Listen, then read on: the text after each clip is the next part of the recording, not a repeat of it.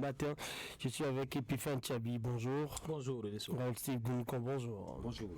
Alors, on parle de la sécurité routière avec les accidents répétés de camions Carrefour Ubemaga de Parakou. Les usagers de CETA s'exposent des causes possibles, c'est un report que vous pouvez retrouver en podcast sur le www.fraternitéfm.bj. Dimanche dernier, jour de scrutin électoral, un camion s'est une nouvelle fois retrouvé dans le bas-fond situé au carrefour Ubemaga, à l'entrée sud de la ville de Parakou. L'incident n'a pas causé de perte en vie humaine, mais ça suscite quand même l'étonnement. De plus en plus, ce n'est pas la première fois que des camions rencontrent des difficultés à ce carrefour. Est-ce qu'il n'est pas temps de véritablement se pencher sur la question, Epiphane? Oui, je crois que c'est une question préoccupante et c'est justement pour cela que nous avons voulu quand même attirer l'attention donc des autorités pour qu'une solution soit trouvée afin d'éviter le pire ou des drames à l'avenir. Chaque année ou pratiquement même chaque 3 mois de façon saisonnière, vous remarquez que des camions ou même parfois même des bus, des véhicules de transport commun finissent donc leur course au niveau de ce carrefour-là, soit c'est du côté nord, même parfois du côté sud ou des 4 côtés de ce carrefour-là. On a vu récemment un camion rempli de bidons d'huile qui s'était renversé donc sur cette chaussée-là et qui a longtemps occupé la route. Quelques jours après, ou je dirais quelques semaines après, c'est un autre camion qui a terminé donc sa course.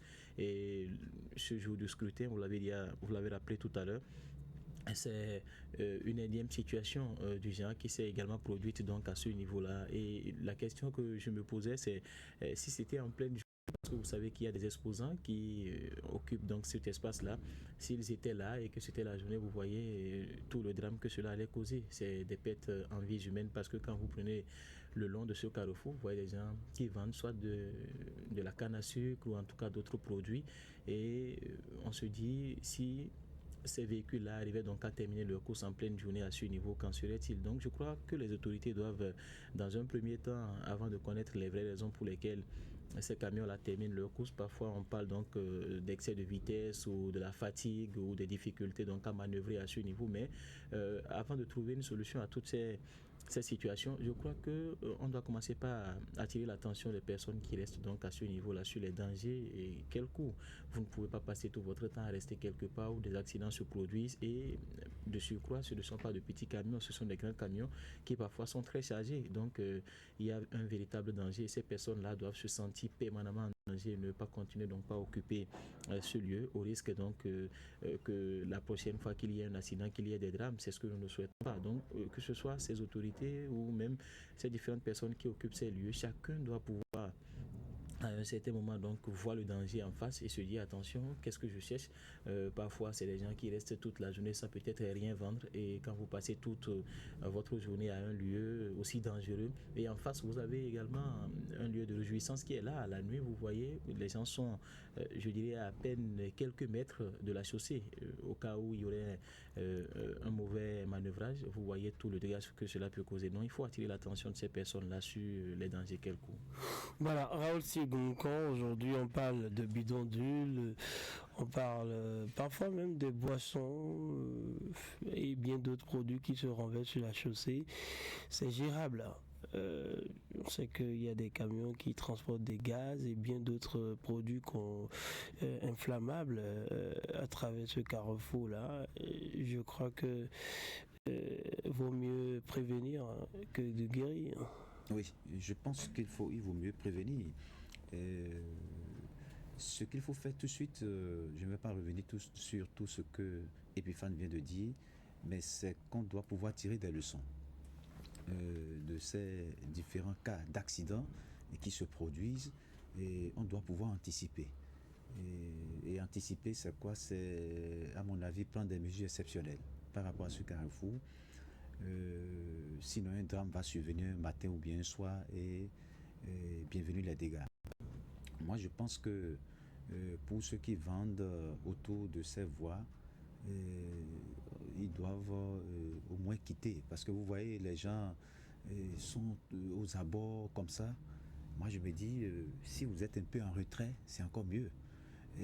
Être aux abords de ce carrefour, c'est extrêmement dangereux. Parce que lorsqu'un camion va entrer dans le décor, ça va être... les risques seront incommensurables. Je pense que au niveau de la mairie, on doit pouvoir prendre des dispositions. Et vous n'êtes pas sans savoir que c'est un lieu, le carrefour Ibemaga, c'est un grand carrefour. Et aujourd'hui, les gens ont du plaisir à prendre de l'air dans ce carrefour. Bon, on ne peut pas le leur en vouloir. Mais je pense qu'au niveau de la mairie, s'il faut, je ne sais pas, faire peut-être des balises, et de sorte que... parce qu'un matin, un camion peut aller finir sa course au pied de la statue du président Ibemaga.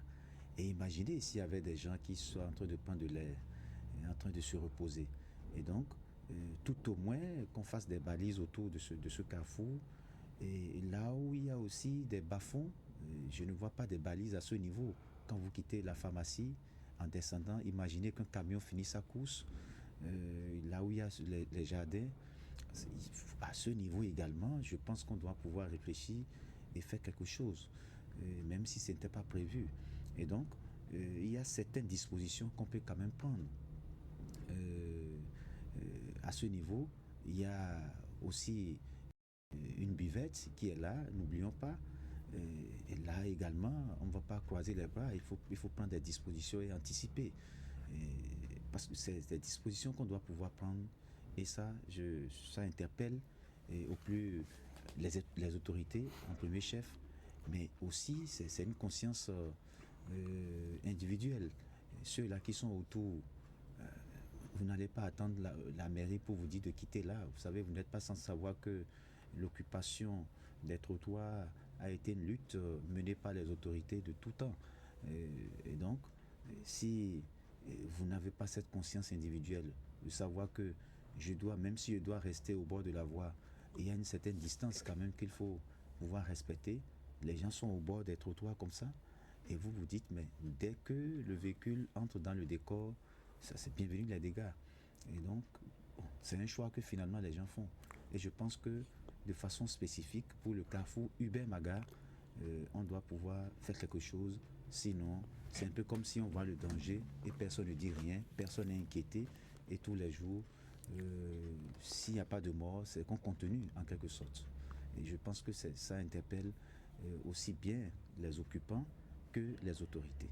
Voilà, le message est passé, on espère, mais notamment la prudence maintenant pour ceux qui occupent ces abords et ceux qui apprécient vraiment se relaxer au niveau de ce carrefour. Oui, il faut être véritablement prudent et ça ne suffira pas d'être prudent également. Quand vous êtes prudent et que subitement vous voyez un camion qui arrive derrière vous et qui peut-être a déjà dérapé, vous savez que c'est difficile d'avoir la même course qu'un véhicule qui vient en toute vitesse.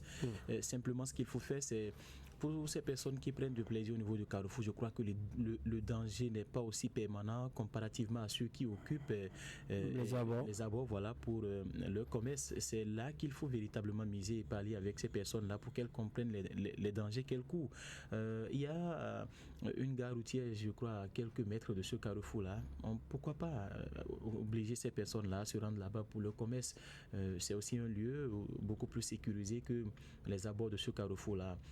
Quand vous voyez l'allure avec laquelle certains camions essaient de prendre donc ce carrefour, vous avez, même quand vous êtes juste derrière, vous avez peur, vous vous dites mais attention, au cas où il dérape, qu'est-ce qui va arriver? Et c'est la situation le dimanche dernier, c'est pourquoi je reviens là-dessus. Si c'était en pleine journée, mais quand vous allez regarder le lieu où le drame s'est produit, mais il y a des occupants qui sont là. Donc ça veut dire que ces personnes-là doivent comprendre qu'elles sont permanemment en danger et prendre donc des dispositions pour éviter que le pire arrive un jour. Merci à vous pour cet échange. La suite du grand direct de l'information.